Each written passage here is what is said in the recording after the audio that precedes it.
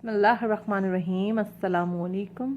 मैं आपसे शेयर करने जा रही हूँ मीठी टिक्कियों की रेसिपी। मोस्टली क्या होता है, या तो ये टिक्कियाँ कड़क हो जाती हैं या तो अंदर से रह जाती हैं कच्ची। तो इस वीडियो में मैंने आपको टिप्स एंड ट्रिक्स के साथ रेसिपी दी है, जिसको फॉलो करते हुए आप बिल्कुल बाजार जैसी टिक्कियाँ घर में बना सकते हैं।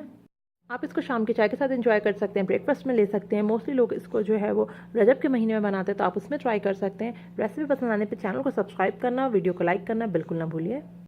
क्लिक कीजिए सब्सक्राइब के बटन पे, उसके बाद घंटी के निशान को दबाइए ताकि वीडियो रेसिपी सबसे पहले आपको मिले। फेसबुक इंस्टाग्राम पे फॉलो करने के लिए उनके पेजेस के लिंक्स आपको डिस्क्रिप्शन बॉक्स में मिल जाएगी। इसके अलावा कंप्लीट इंग्रेडिएंट्स लिस्ट मिलेगी और डिफरेंट रेसिपीज़ के लिंक्स। तो चलें बनाते हैं मीठी टिक्कियाँ। मीठी टिक्कियाँ बनाने के लिए हमें जो चीज़ें चाहिए सबसे पहले वो देख लेते हैं। अब ये देखें, मैंने जो है वो एक चाय का जो कप होता है घर में ऑर्डिनरी, उस कप से मैंने सब चीज़ें मेजर की हैं। जैसे ये एक कप मैंने ले लिया, इससे मैंने ये सारी चीज़ें मेजर की। इस कप से मैंने सबसे पहले लिया है 1 कप मैदा। ये 1 कप पूरा फुल मैदा लिया है मैंने। इसी कप से मैंने मेजर किया है 1/2 कप मैंने ये चीनी ली है, और ये 4 हरी इलायची हैं। ये 1/2 कप चीनी, 4 हरी इलायची हैं, और इनको अभी मैं पीस लूँगी, इनका फाइन सा पाउडर बना लूँगी। और ये मैंने लिया है 1/4 कप सूजी, ये भी मैंने इसी कप से मेजर की है। 1/4 कप सूजी। 2 टेबल स्पून तक हमें इसमें चाहिए होगा घी। ये थोड़ा मेल्ट होना चाहिए घी, बिल्कुल जमा हुआ ना हो। घी ना हो तो आप मक्खन यूज़ कर सकते हैं, उसको थोड़ा मेल्ट कर लें। अच्छा, इसके अलावा हमें इसमें 1/2 कप जो है वो दूध चाहिए होगा। ये दूध थोड़ा ज़्यादा है लेकिन 1/2 कप तक ही इसमें जाएगा, तो ये हमें 1/2 कप दूध चाहिए होगा इसमें। इसके अलावा मैंने इसमें लिया है 1 टेबल स्पून सफ़ेद तिल और 3 टेबल स्पून खोपरा लिया है। तो बस इतने ही इंग्रेडिएंट्स हैं। तो चलें बनाना शुरू करते हैं बहुत ही मज़ेदार सी मीठी टिक्कियाँ। अब ये देखें, जो मैंने आपको चीनी और हरी इलायची दिखाई थी उसको मैंने पीस लिया, और देखें इस तरीके से फाइन पाउडर बन गया है। अब हम इसके जो है वो आटा गूंदना शुरू करेंगे। सबसे पहले एक बॉल ले लें बड़ा, उसके अंदर आप ये जो मैदा था वो डाल दिया। ये देखें पूरा मैंने मैदा डाल दिया 1 कप। अच्छा, इसके बाद मैं इसके अंदर सूजी डालूँगी। इसके साथ जो है वो सूजी डाल दें, और उसके बाद जो है जो चीनी और हरी इलायची पीसी हुई थी वो डाल देंगे। बस ये सूजी डाल के मैं मिक्स कर रही हूँ। इसके बाद हम जो है इसके अंदर चीनी और हरी इलायची डाल के मिक्स कर लेंगे। ये मैंने चीनी और हरी इलायची पीसी हुई डाल दी। ये ड्राई सारे जा चुकी हैं चीज़ें ड्राई। अब इसको मिक्स कर लें। अब इसके साथ साथ हम तिल और खोपरा डाल देंगे। ये तिल हो गए, खोपरा हो गया, ये डाल दिया मैंने। सारे ड्राई इंग्रेडिएंट्स अब जा चुके हैं, बस अब इसको मिक्स करें। ये देखें, अच्छे से इसको मिक्स कर लीजिए। अब मैंने इसके अंदर जो है घी डाल दिया है। देखें, घी डालना मैंने शुरू कर दिया। घी डालने के बाद अब इसको हाथ से इस तरीके से मिक्स करें ताकि अच्छे से घी इसके अंदर मिक्स हो जाए। अब ये सब मिक्स हो गया अच्छे से। अब मैं इसके अंदर मिल्क डालना शुरू करूँगी।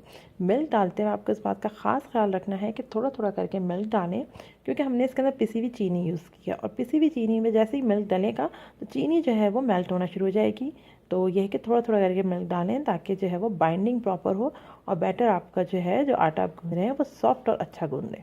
तो थोड़ा थोड़ा करके देखें मैंने मिल्क डाल रही हूँ मैं, और इसको मिक्स करती जा रही हूँ। मिक्स करना बहुत ज़रूरी है, इससे अच्छे से मिल्क जो है वो अंदर तक चला जाएगा मैदे में और बाकी चीज़ों में। बस अब ये देखें तकरीबन जा चुका है 1/2 कप मिल्क, और बाकी जो बच गया वो एक्सेस हम नहीं यूज़ करेंगे। अब ये देखें, इसमें बहुत अच्छी सी बाइंडिंग आना शुरू हो गई है। तो बस अब हम इसको गूंद देंगे। बस अब ये हो चुका है, अब हम इसको गूंदना शुरू करेंगे। इस तरीके से गूंदें इसे। ये देखें कितना स्मूथ सा एक डो बन गया है। तो अब मैं क्या करूँगी, हाथ में ऑयल लगाऊंगी और फिर और उसको गूंदूंगी। 5 से 10 मिनट आपको इस तरीके से उसको गूंदना है। इससे क्या होगा कि एंड में जब आप टिक्कियाँ बनाएंगे उसमें क्रैक्स नहीं होंगे। बस अब ये गुंद चुका है। अब मैं इसको बॉल में वापस रख दिया है मैंने उसी प्याले में। कवर करके हम इसको तकरीबन 20 मिनट से आधे घंटे तक रेस्ट टाइम देंगे। अब ये देखें 20 मिनट बाद मैंने इसको खोला है, और अब ये देखें इस तरीके से। अब हम इसको डिवाइड करेंगे, इस तरह रोल करें इसको, और डिवाइड करें 2 हिस्सों में। इस तरीके से रोल करें। अब मैंने इसको इस तरीके से देखें 2 हिस्सों में डिवाइड कर लिया है। अब हम इसको एक डो को लेंगे। ये देखें इस तरह इसका बनाएंगे, पेड़ा बनाएंगे, बड़ा पेड़ा बनाना है।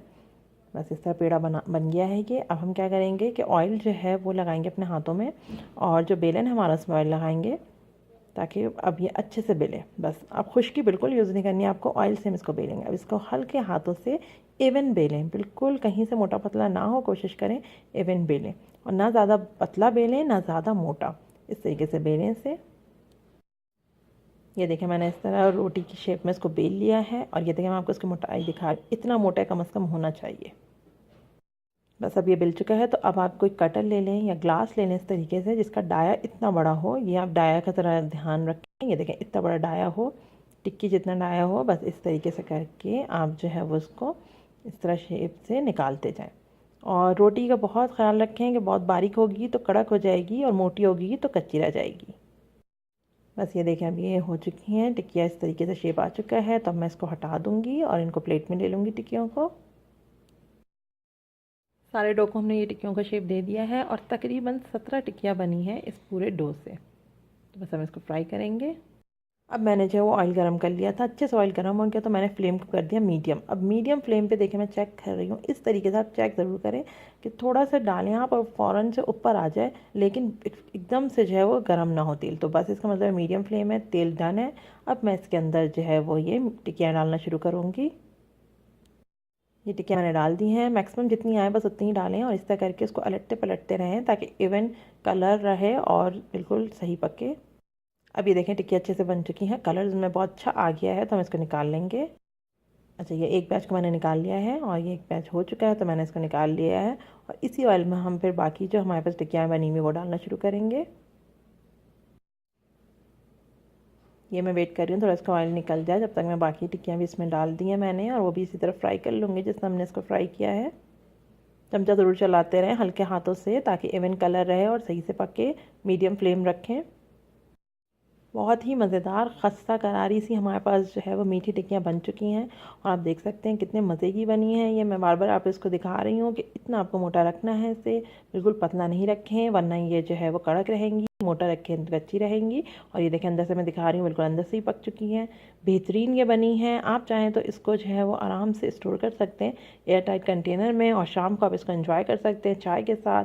सुबह आप इसको ब्रेकफास्ट में यूज़ कर सकते हैं, आपको बहुत अच्छी लगेंगी, बहुत मज़े की बनती है। ज़रूर आप इसको ट्राई करें और रेसिपी पसंद आने पे अपने फ्रेंड्स और फैमिली के साथ शेयर कीजिए। चैनल को ज़रूर से सब्सक्राइब कीजिए ताकि आगे की नोटिफिकेशंस मिलती रहें आपको और आगे भी जो रेसिपीज़ और वीडियोज़ आएंगी वो आपको मिल जाएँ।